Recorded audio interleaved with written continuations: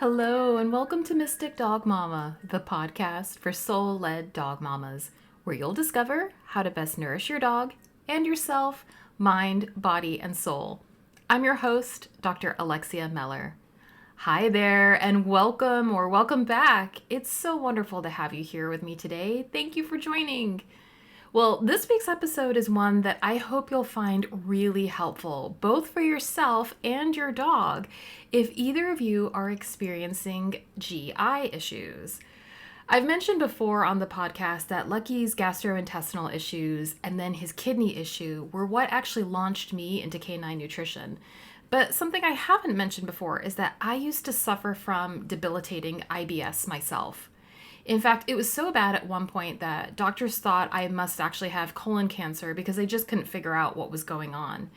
My whole experience with the traditional medical community at that time was so humiliating, discouraging, and disempowering. And it wasn't actually until a family friend who was a naturopath sat down to talk to me about what was going on in my life and then recommended a functional medicine approach to get to grips with what was actually happening in my body. And that was the first time that I really saw major improvement. And it's for that reason that I really wanted to bring today's guest, Kaytee Hadley, onto the podcast to talk about IBS, some steps you can take to support your gut health, and how to become your own health advocate. We talk a lot about our dog's gut health over here at Mystic Dog Mama, but as you'll discover in this conversation, there are so many parallels with your own gut health too. You might actually know Kaytee from social media as the anti-IBS dietitian. Kaytee and I both sing from the same hymn sheet when it comes to needing to get to the root of gut issues and not just throwing an unhelpful label like IBS on them. Kaytee has had her own story with IBS and SIBO, which is small intestine bacterial overgrowth. And having come out on the other side, she now supports other people navigating the often complex journey of GI issues. We talk about how gut issues are linked to things like insulin resistance, skin issues, fertility issues, and disrupted menstrual cycles, yeast infections, and more, and how, as a result, this then requires an approach to gut issues that takes a more whole body perspective. Kaytee shares her 3 pillars for addressing gut issues, why your insights into your body are so important, and we also talk about whether or not probiotics are useful for something like IBS, and how the nervous system plays a critical role in gut health. Kaytee also shares a really beautiful and touching tribute to her soul pup, Peanut, who has passed on, so get your tissues ready for that. But before we dive in, I wanted to let you know that this episode is sponsored by Aspirationary, which in full transparency is another project of mine, where we make books, notebooks, and stationery to support you in becoming all you aspire to be. I'm really excited that we have just released a Spanish language version of our super popular My First Period tracker for young girls and tweens. This is a book designed to empower young people starting their periods and foster menstrual literacy. You can find out more about Aspirationary and our offerings on our Instagram account at Aspirationary, and that's spelled Aspirationery. Okay, on that note, let's go. Hi, Kaytee. Thank you so much for joining me today on the Mystic Dog Mama podcast. I am so excited that you're here. Thank you so much for having me. I was thrilled when you reached out to have the conversation, and I'm looking forward to diving into it all. Oh, this is going to be so much fun. And for the listeners, we're focusing on the human end of the leash today, but this we're soon to find out that there's so many crossovers between both ends of the leash with how we start to think about gut health. And to let the listeners know about why I wanted to bring you on, Kaytee, I found you on social media and was like, oh my God, this woman is speaking my language when it comes to gut health, and also reflecting so much about my own personal story with IBS and the various really uncomfortable kinds of conversations that I had to have with medical teams around like them telling me it was in my head and I should be on antidepressants and not feeling listened to, and finding that it wasn't until actually a family friend who is a naturopath said to me, I think we need to look at a functional medicine approach. And that was actually the thing that really helped get me back onto my health journey. And that echoes so much of what my approach is with dogs, that we need to get to the root of what's going on with gut problems if we're going to have any potential long-term solution.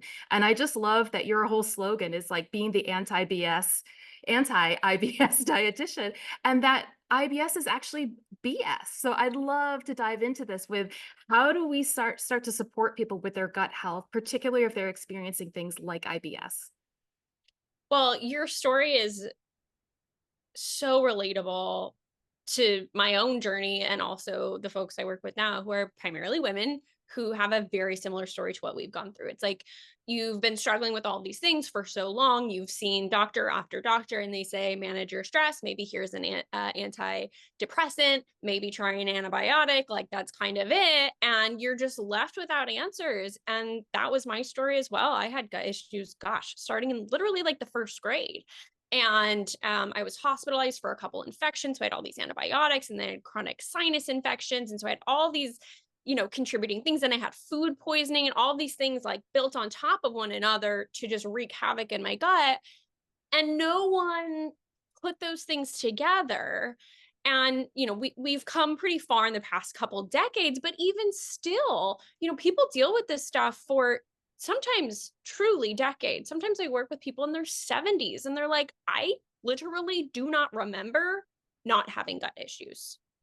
And like you said, we have to get to the root cause. So oftentimes, it's been ruled out, okay, you don't have inflammatory bowel disease, right? It's not Crohn's, so it's IBS. There is no workup to that actual diagnosis.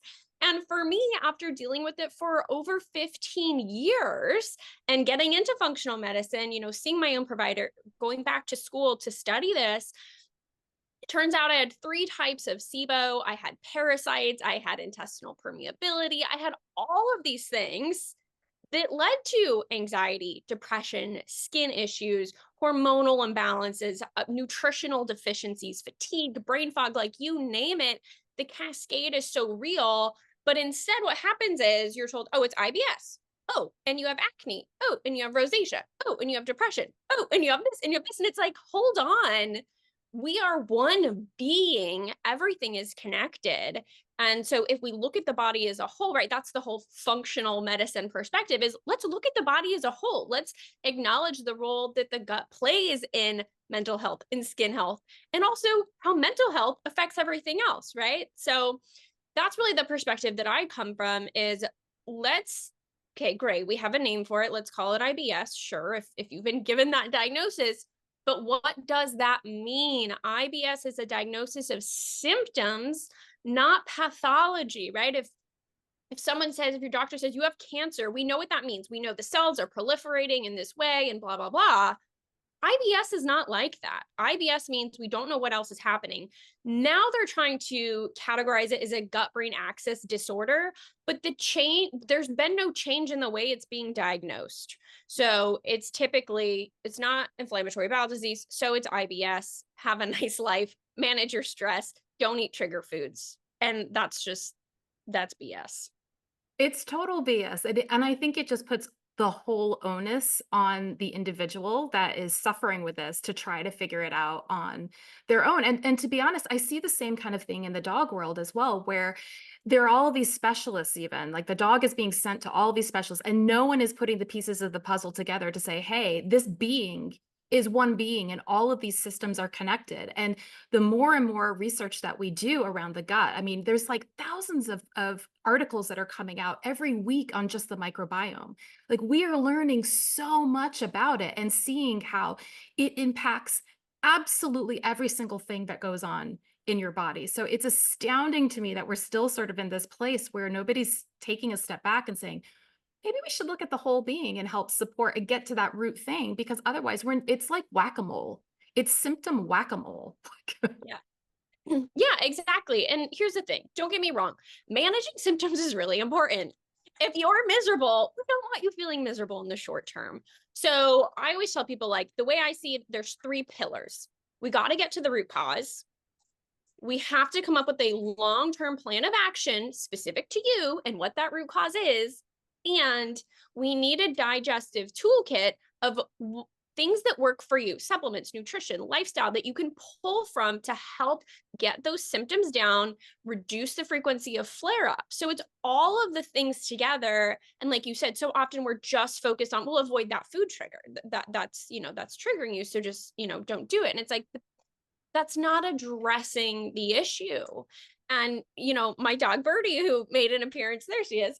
She was a rescue and she had the worst gut issues. I am talking bloody diarrhea 10 times a day, and saw all of these vets. No one could figure it out.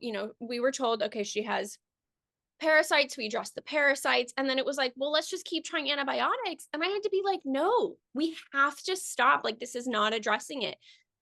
Saw multiple people, and eventually I just started doing with her what I do with my patients and what I've done with myself, and she's symptom free now.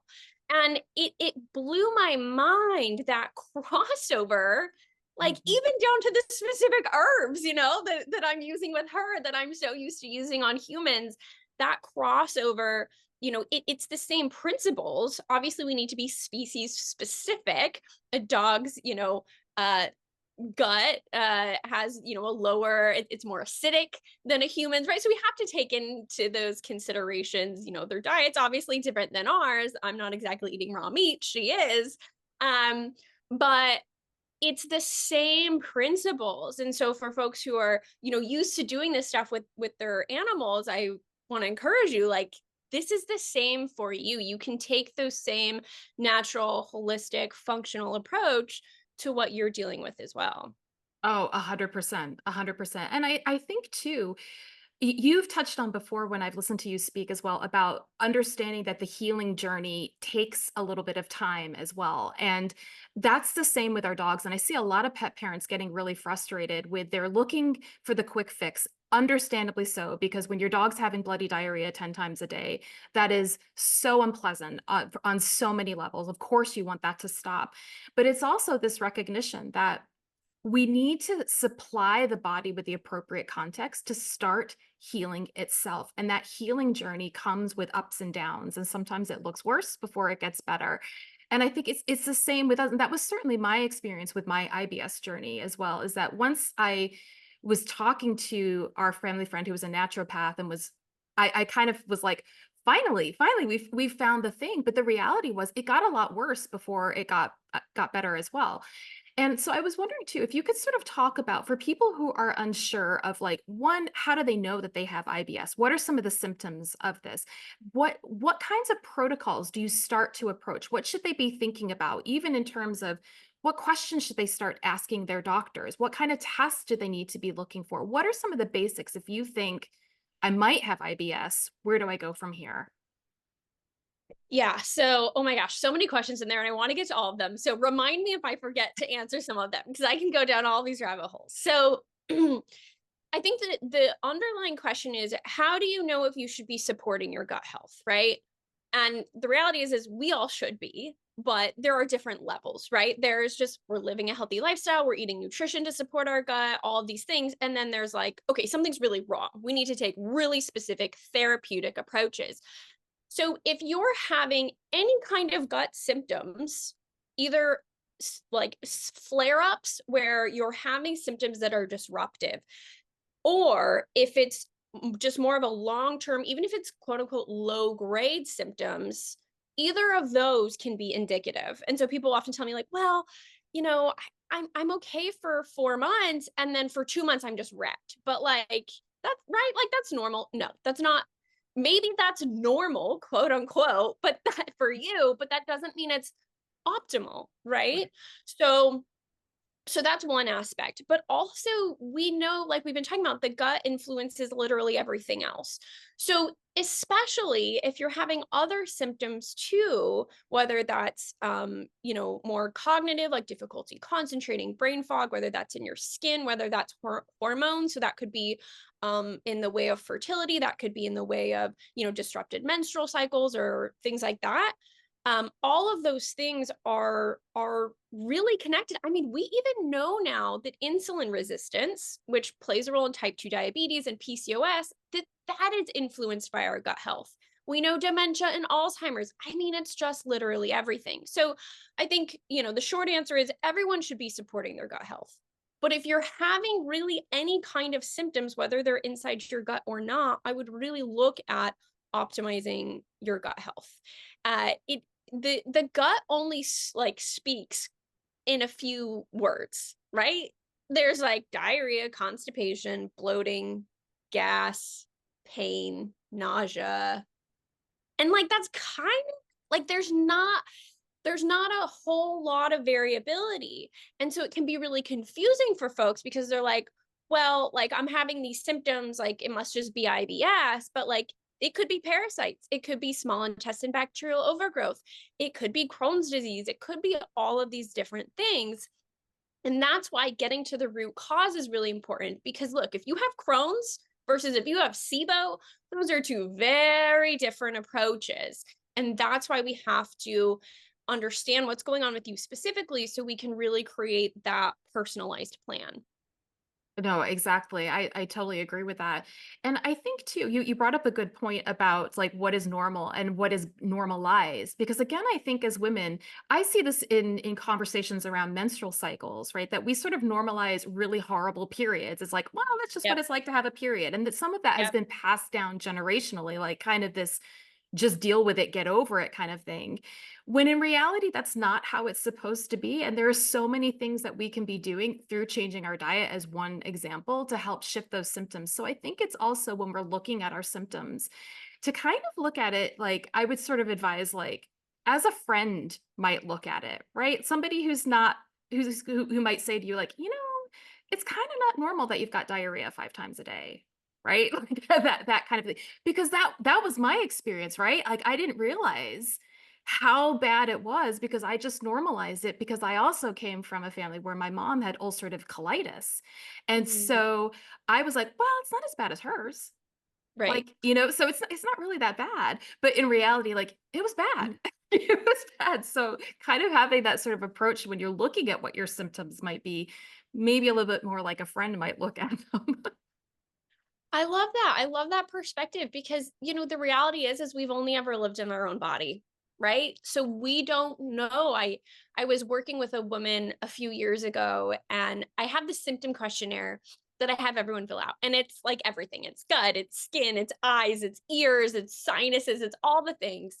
And you rate it on a scale of 0 to 5, meaning never have these symptoms, and then all the way up to like I have them all the time and they're very severe would be 5. So it's frequency and severity. And she had ranked something, I think it was tingling in fingers and in toes.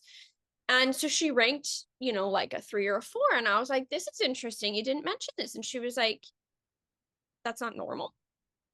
No, honey, that's not normal. And it was really eye-opening for her because she's like, oh wow. Like now I'm looking at everything really differently.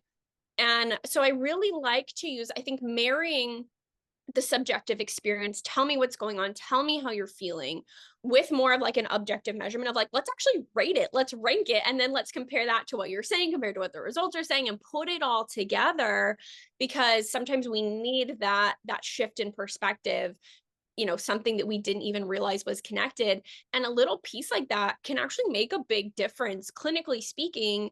If I know that your sinuses, that you're chronically congested, that's actually going to kind of change the way that we address your gut health too. So your insights about your own body are so, so important.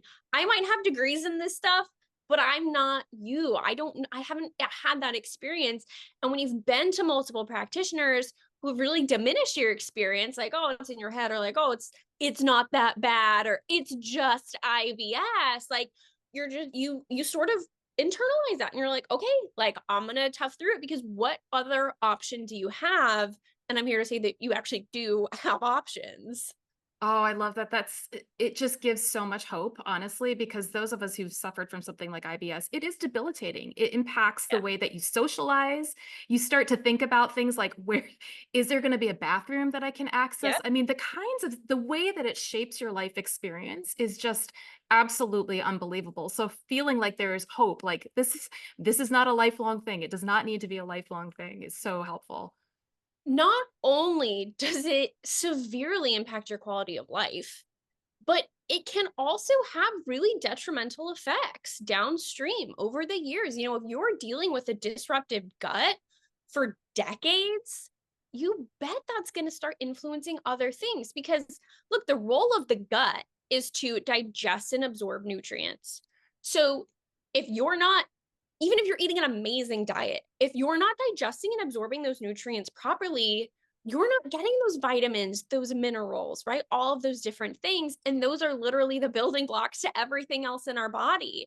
So it's not, telling yourself, I'm just going to tough through it. Like, that's not the smart thing to do. It's really not. Listen to your body and let that guide you. And if you feel like something is off, something is off.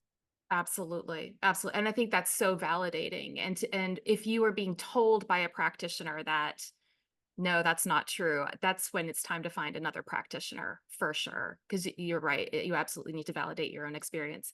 I wondered if you could talk a little bit as well about, you've mentioned before that a large number of IBS cases actually are SIBO. Can you explain what SIBO is for people who might not be familiar with that? Yeah, so SIBO, SIBO stands for small intestine bacterial overgrowth. So we hear a lot about the gut microbiome, right? The gut's like a rainforest of all this bacteria that's living together. That is primarily the large intestine. So we swallow food, goes through our esophagus into our stomach. Then it goes through the small intestine very quickly. The small intestine is actually very long. It's like over 20 feet. And then it slows down into the large intestine, which is actually quite short, which is only like 2 feet. Okay. So in the large intestine, the colon, this is where we have that really flourishing rainforest, that microbiome that we always hear about. The small intestine, though, is actually meant to be more sterile, not completely, but it should not have a whole lot of bacteria and yeast and things like that. For a variety of reasons, we can get an overgrowth, right? Small intestine bacterial overgrowth. We can get this overgrowth, and studies have shown that up to 80, so 8 out of 10 people with IBS actually have SIBO. There are 3 different types of SIBO. I personally had all 3 types, which is very rare. I don't think I've ever worked with a patient who had all 3 types. But this is why I kept getting the same diagnosis of it's IBS, because no one was testing for SIBO.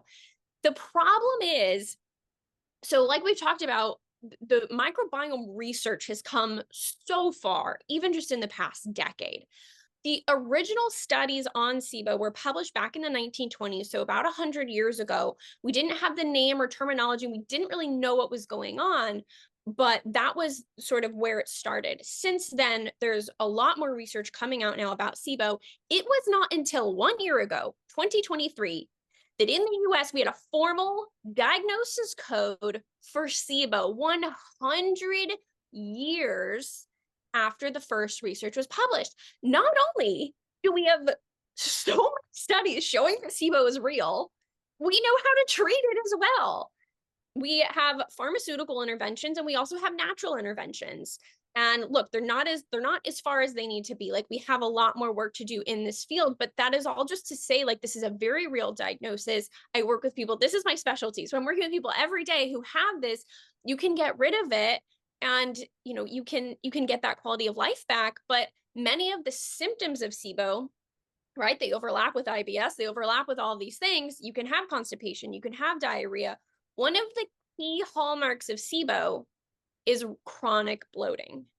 So often I hear people say, when I wake up in the morning, I look like me. By the end of the day, I feel and look 9 months pregnant, and it's painful. And that's super, super classic SIBO. Often there's also gas. Sometimes you have heartburn. There's all kinds of things that happen. And so it's really important that we address that bacterial overgrowth, understand why it happened to begin with, address any downstream consequences, like rosacea is really common, restless legs, brain fog, things like that. Address all of those things as well, and really rebalance the body as a whole. So how would somebody get diagnosed with SIBO? And you mentioned there's 3 different types. Would they have to request specific tests for that, or how does that work? So, yes, there is only one type of test that diagnoses SIBO. It's a breath test. I literally was just writing an email newsletter about this, like right before we jumped on this call. A stool test cannot diagnose SIBO because a stool test is looking at the large intestine and SIBO occurs in the small. So, essentially, I'm going to get a little bit nerdy because I think it's so cool. Essentially, what happens is when you have bacterial overgrowth, depending on what type of bacteria is overgrowing, they produce certain types of gases, which is what can cause the constipation, diarrhea, bloating, pain, all of that. When you drink a sugar solution and then breathe into a bag, the gases, so the bacteria are fermenting the sugar. It goes into the bloodstream, into the lungs, and you exhale it and you capture it in the bag. And then it tells you what type of gas is being produced. And so you know what type of bacteria is overgrowing. It's like so cool. That is so cool. Unfortunately, because like I said, the diagnosis code just came out a year ago, this is not a part of most GI docs or primary care docs. Is not a part of their repertoire typically, sometimes, but not usually. So usually, you're going to want to work with a SIBO specialist. There's a lot of finesse that goes into it, again, because this is sort of a newer thing around like what is a true positive, what's a false negative, all of those things. And there's only one testing company in the US that tests for all three gases. So it's important that you're working with a provider who's well versed. They know what SIBO is, they know how to properly test for it, they're working with the right testing companies, and then they actually know what to do with those results. Because a lot of the time, people are just given one course of antibiotics and they say this will kill the bacteria. And then it's not enough. So working with a SIBO specialist is really important. Oh, amazing. And so you've mentioned that there's both pharmaceutical protocols, but there's also more natural protocols. Can you talk a little bit about what those look like and how they differ and what's your take on them? Yeah, so there are three primary ways to address SIBO. There's specific antibiotics. They have to be very specific antibiotics. There's antimicrobial therapy, like naturally, which would be like certain herbs and things like that. And then there's also what's called the elemental diet. The elemental diet is, don't let it fool you, it's not actually food. It's a liquid drink that tastes disgusting. And it's basically all the nutrients are broken down. Because remember, I said the bacteria ferment food you eat. So you drink this liquid where the nutrients are already broken down. You're not actually digesting, you're just absorbing. And so you're starving off the bacteria. I cannot emphasize enough that this really needs to be done with the supervision of a medical professional, because there's all kinds of things that can go wrong with it if not done properly. But those are the three ways to do it. And one of the problems is that people are often given, as with most diagnoses, if you're, working with your doctor, you only have a 10-minute appointment. They're like, okay, this is your option, go do it. And there's not enough time to talk about all of the options and get support in doing it. And like you mentioned, these kinds of healing, when you're talking about really making a change in your gut, impacting the gut microbiome, it takes time. It does not happen overnight. And SIBO, my SIBO program is 6 months. And sometimes it takes longer than that. And sometimes there's relapses. And I always want to be straight up with people, because yes, this message of hope, I really want that to come through. And it's not super straightforward for a lot of people. And like you said, sometimes it gets better before it gets worse or it comes back, but it can be addressed through one or multiple of those three methods. Right. Right. It's funny because I see a similar correlation to what you're talking about with SIBO with things like yeast in dogs. And dogs do get SIBO as well. And it's funny. And I'm kind of curious. I don't expect you to have an answer to this. I'm just sort of curious as to why we are seeing an uptick in things like SIBO in both humans and dogs. Like what is that pointing to? That's kind of behind the scenes with that. But I also see the same kind of thing with yeast. And yeast is another thing with dogs that it is informed by what we're feeding our dogs. It presents on the skin. That's primarily where you'll see it, where the dog is itching. You often see things like elephant skin, a darkened elephant kind of skin. And it's a hard thing to get on top of because you're having to deal with stuff that is so systemic in nature.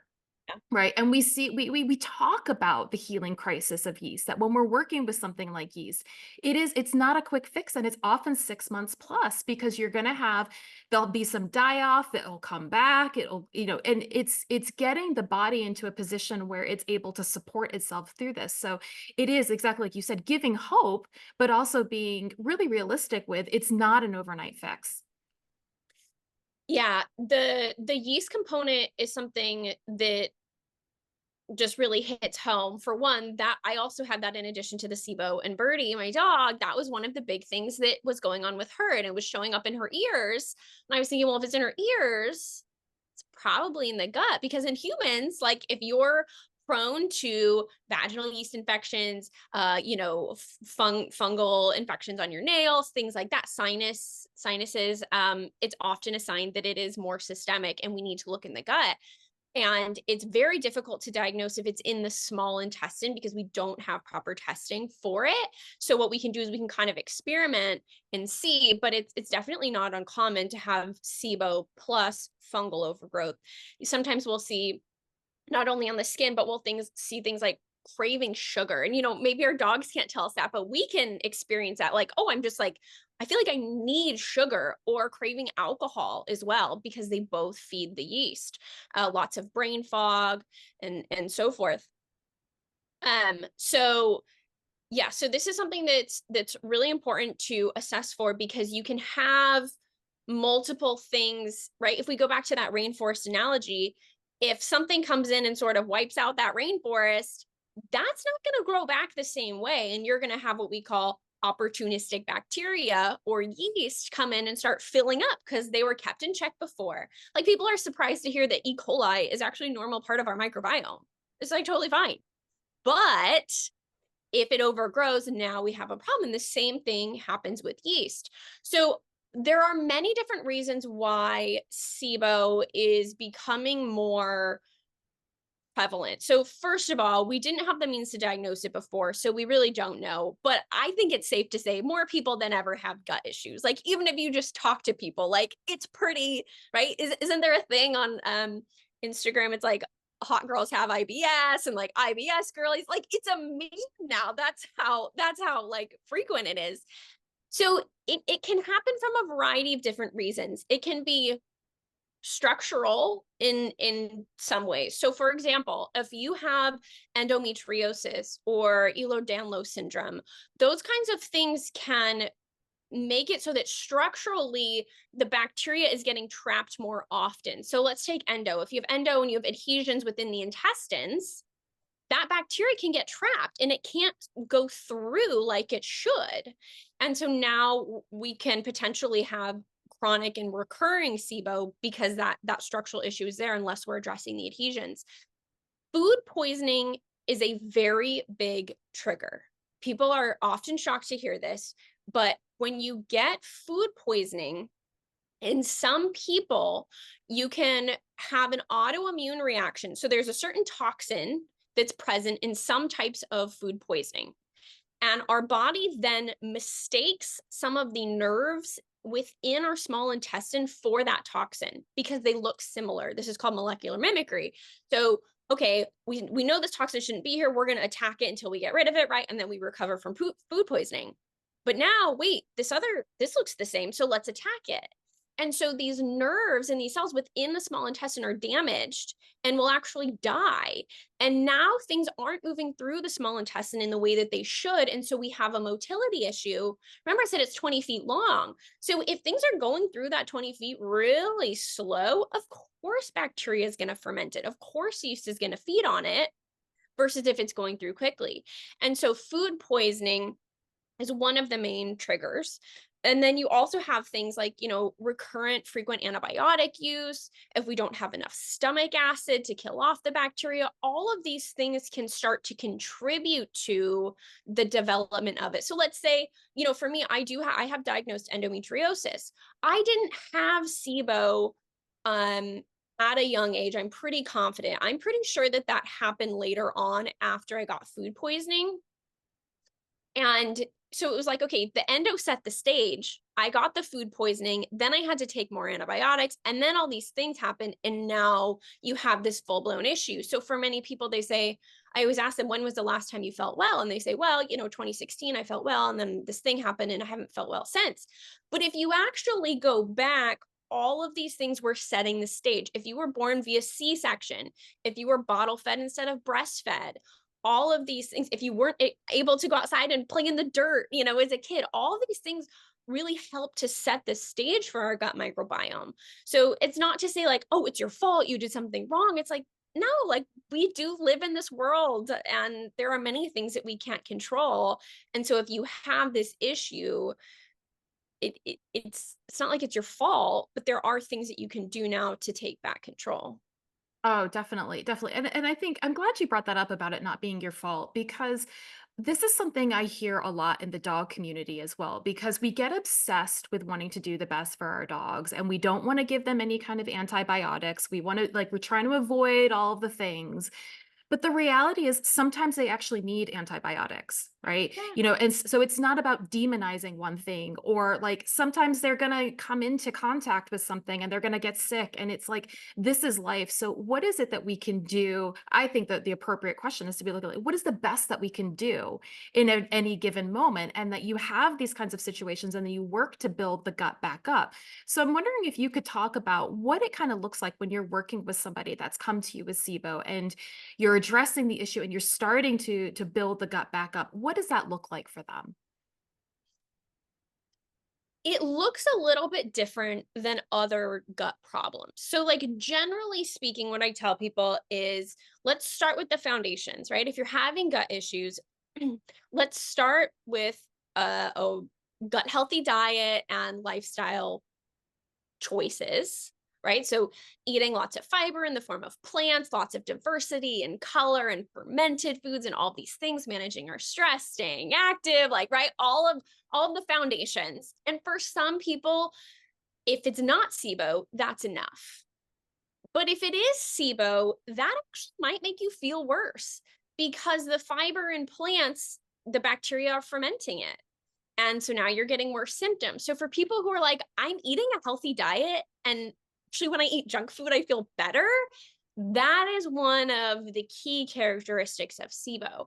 And so what we have to do is we have to identify which type of SIBO you have and then make that choice between those three options of antibiotics, antimicrobials, or the elemental diet.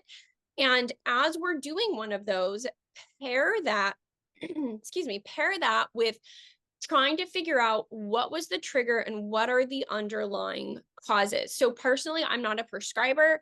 I did not want to go that route. So I work with the more of the herbals in the elemental diet. And then as we're doing that, addressing if we have low stomach acid, how to support that, and so forth. I think that's really helpful. That's really helpful. And I think a lot of this community will also be much more interested in the kind of natural way of approaching a lot of this as well, because that's the route that we want to go. Are there some specific things that you use for SIBO that maybe people could? I know I definitely support working with somebody, but if they're looking at right now, is there something I can do to alleviate some of my symptoms? Could they, for example, take a particular herb that might be helpful or Yeah. So one of the things you can do on your own, if you're just kind of wanting to experiment and see what's helpful, you can start. So if you don't have the diagnosis and you're not really sure, what you can do is you can start with experimenting actually with a low fiber diet, which I know is like the opposite of what we consider to be a healthy gut, you know, a gut healthy diet. So I want to emphasize this is short term. Any kind of restrictive diet should be short term. We should not be doing this over the course of a long time. This could be like the cedar sinai low fermentation diet. This could be a month of the low FODMAP diet, either one of those, or even the biphasic SIBO diet. Any of those, if you do them and you start to notice improvement, that's a pretty good sign that it could be SIBO. You can also try taking a probiotic. And I don't recommend probiotics for everyone. And I always tell people listen to your body if you do this. because again, for some people, it makes them feel better. For some people, it makes them feel worse. So you can try a probiotic and go very slow with the implementation. Start with a quarter of the dose, and over the course of 2 weeks or so, work your way up to the full dose and see if you feel better. Probiotics actually, the healthy bacteria actually have antimicrobial effects. So the quote unquote good bacteria can actually help to kill off the quote unquote bad bacteria. There are a couple different types of probiotics that are specifically beneficial for SIBO. One of them is a strain called HU58. And you can get HU58 from either in a blend or just on its own. And you can try taking that and see if that helps. Typically with probiotics, if you are tolerating it well, we would expect to see the peak benefit within about 3 months. So it is a bit longer term. But people do start to feel better right away with that approach sometimes. Oh, that's really helpful. It's a similar approach to what we take with dogs as well, that we're very fortunate now that we are in an age where there are canine specific probiotics that we can use. And I agree with you. It's probiotics are often termed like the savior of the gut, but it's not necessarily true. And I think a lot of times it's really about simplifying.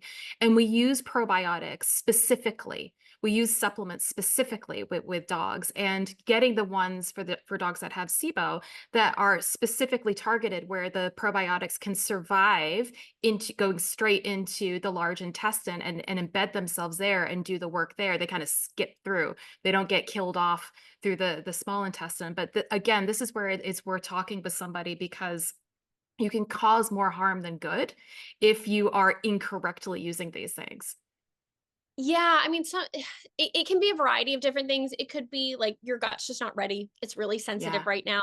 It could be that there are prebiotics in it. Prebiotics are a special type of fiber. And if fiber is triggering for SIBO, then those ones that are called symbiotics, which mean they have probiotics and prebiotics, that could be triggering. It could be a filler in there. It could be all kinds of things. So if you are triggered by one probiotic, it doesn't mean that none will be helpful. Like there are so many different types.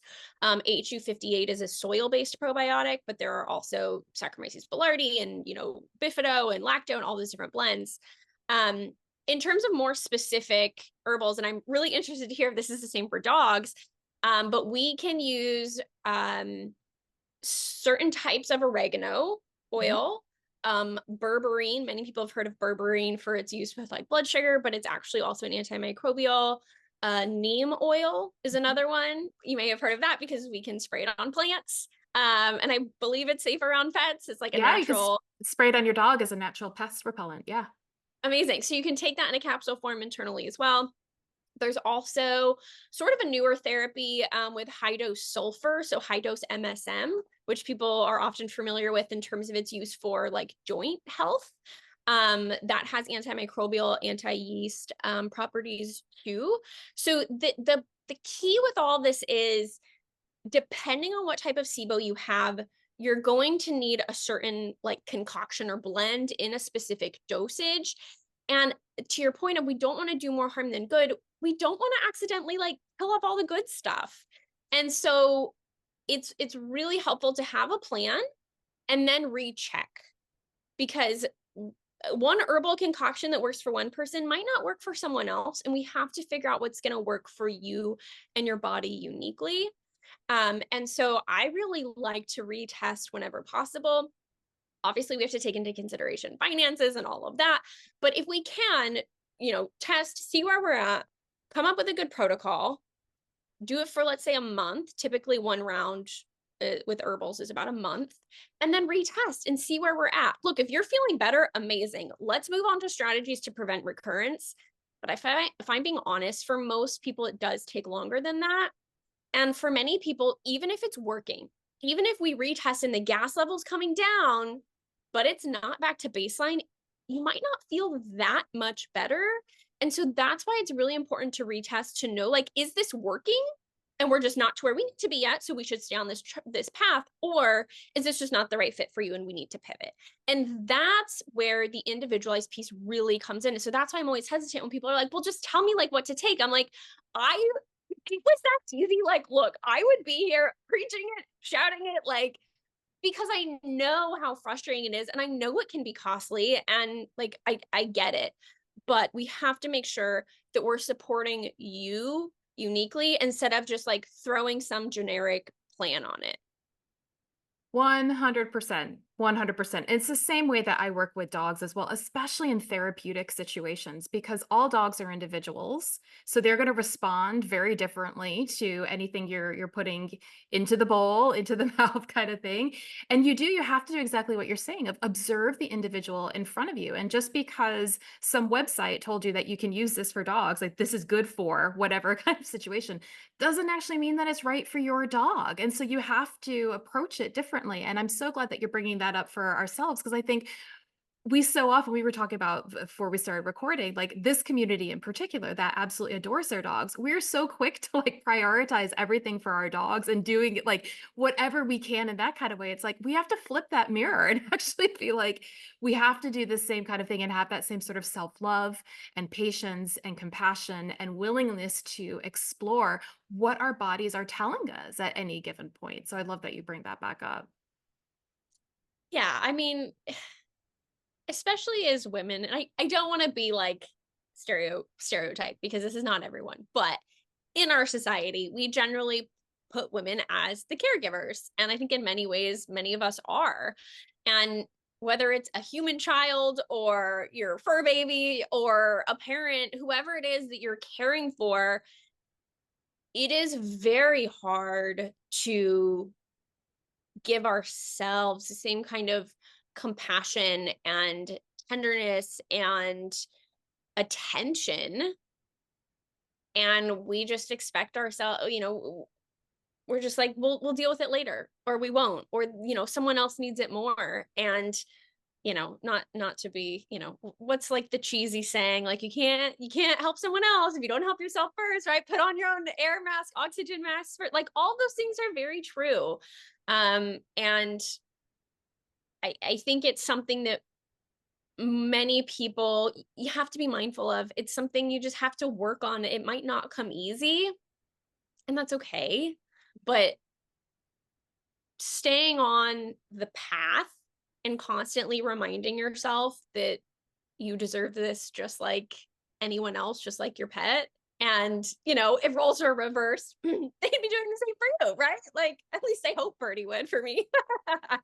For like it depends if there's treats involved, but yeah. Yeah, exactly. Exactly.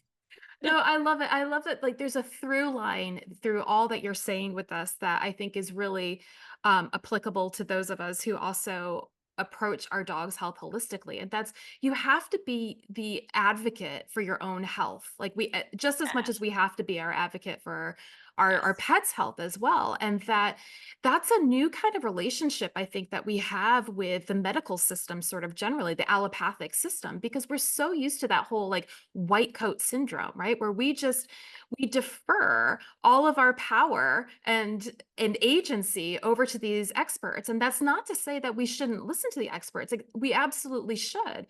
But recognizing that how you're feeling, and like you were pointing to earlier, you are the only one that knows how you feel. They can't tell you, right? Like you have to own that this is your experience and accept and fight for the fact that your experience is valid. And if somebody's not supporting you with that, it's time to move on to somebody else, somebody like you, for example, that can specifically help them with these sorts of things, and you've got your own experience with it. And I think that's really helpful as well, that you bring a level of empathy and compassion because you've gone through it too. Yeah, I mean, I'm over here like cheering you on, like literally everything you just said. Yes, yes, yes, to all of that. And I mean, there's a reason why I show up to my patient appointments in a tank top, because look, I'm, like that white coat syndrome is very true. And, I always tell my patients, I am not here to tell you what to do. Like, I will never tell you, take this pill, take this supplement, eat this way. I'm here to have a conversation with you and support you. And I want you to understand what's going on in your body, what your options are, so that you can decide what route you want to go and then support you in doing it. Right. So sometimes when people work with me, they're like, okay, we figure out you have SIBO. These are the options. They're like, actually, I want to start with the antibiotic. Okay, let's get your doctor involved. and I'll talk to their doctor and we'll talk as a group and, get them on board and go that route. And sometimes people are like, I don't want to do the antibiotic. I want to do the antimicrobial. Or other people are like, I want to tough it out and do 2 weeks of elemental diet. Like, it is not my decision and it is not your doctor's decision. It's no one's decision but yours. Your healthcare practitioner's role is to empower you and to support you to understand your options and actually do the things, because also the things aren't always easy, right? So I love what you said about like find someone who's going to listen to you, but I would also say find someone who's aligned with you, because if you're working with a practitioner, there are, let's say the reason why I call myself the anti-IBS dietitian is because I kind of do the opposite of most IBS dietitians. Most IBS dietitians are pro-restrictive diet and they're all about symptom management and eating in a way that doesn't trigger your symptoms. But we're not addressing the root cause.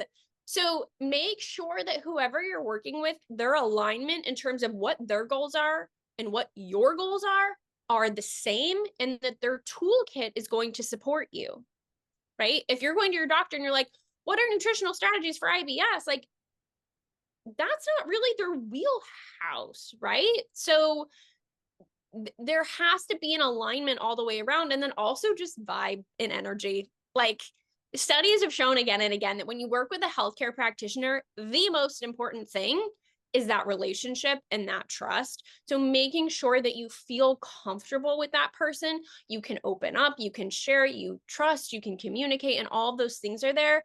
Because at the end of the day, like, that's what it is. It is a relationship and it's a journey that you're going to be on together. Oh, 100%. 100%. I do think it's like the primary thing when you're looking for somebody, you've got to feel good. And even from a perspective of like me being a Reiki practitioner, when we talk about like what's actually happening in a Reiki session, first of all, no healer is actually healing you. Your body is healing itself. But what's happening is that the healer, whatever modality, whatever kind of medium you're talking about, they're helping to create the appropriate context for that healing to take place. And a big part of that we talk about in Reiki is that we're getting into a certain state, a certain calm state that you unconsciously are picking up on, and you start to drop into that calm state. And we know that healing happens when the body is calm. So you've got to feel good with who you're working with, because if you go into a situation where you're working with somebody and you're already anxious, or you feel like you're on the defensive, which is how I felt a lot when I was going to medical practitioners about my IBS, there's no way that's going to work, because my body is like, nah, like just fighting, like, all, it's like in this like really sort of like tense state. That ain't where healing happens. So I think it is like, it's the primary thing for anything to work. I love that you said that. The nervous system plays such a key role in our gut health. And going back to like practical strategies, like that is something that anyone with gut issues can benefit on, is regulating your nervous system. And again, it's not like, oh, something's wrong with you, like you just need to do a better job. Like, it's like, no, like this can really, whether it's trauma, that played a really big role for me, trauma, which, right, our body holds that score, or the environment that we're in, not getting enough contact with the earth and getting outside and those kinds of things, or just constantly being in a state of, you've got kids and you've got a job and you're running on 4 hours of sleep and like life. But moving from that sympathetic state, right, that fight, flight, freeze, into that parasympathetic state, that rest and digest. The reason we call it rest and digest is because literally that's what happens if we're getting ready to, run and attack and you're right from the tiger. That blood is being diverted to our limbs, and our body doesn't care about digesting. Like, that is the last thing. And in the same sense, that system evolved to be sensitive to any kind of stressor. It's not super specific. So if you're constantly in that state and your body isn't having enough time to get back into that parasympathetic state, then that's inevitably going to affect your gut health. Like, it literally has to. That's what the system was designed to do.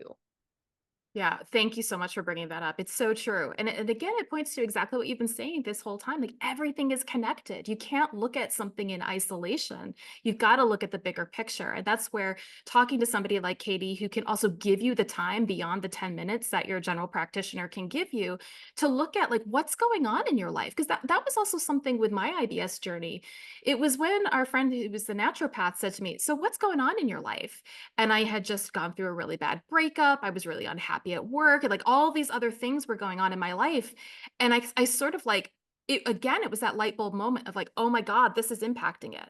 This is Right. impacting it, right? I needed Right. somebody else to help mirror that back to look at the whole picture of it wasn't just about what food I was putting in my mouth. It was my whole lifestyle. So if you're having any of these kinds of issues, I definitely recommend talking to somebody like Kaytee who can help support you with the whole picture journey of how you're approaching your gut health, not just from the perspective of like, what's the triggering food? That's important, but it's not the only thing. Kaytee, is there anything that I've not asked you that you feel would be really important to bring up with our listeners today? Oh my gosh, I feel like I could just talk about this with you forever. We can. We absolutely can. I feel like we covered the most important things in terms of like getting started. We could talk about like therapeutic strategies and all of that for a long time, but the reality is that so many people just aren't even in that place of starting yet. And understanding that, if you feel like something's wrong, you do have options. IBS is not a lifetime. It doesn't have to be something you deal with forever. And working with a team that you can trust, like I think those are the key components that we need to talk about more, because that's more empowering in my opinion than like all of the, well, you could try eating this, you could try eating that, like that's the next step. It's the next step. um but I think some of the strategies we talked about are a really good place to start in terms of identifying, taking some of those key um strategies that you can try experimenting with now, see if that helps. Again, I just want to emphasize that is not like the cure all, but it could be a good place to start. And then just leaving folks with, again, that message of hope. um there's something you can do.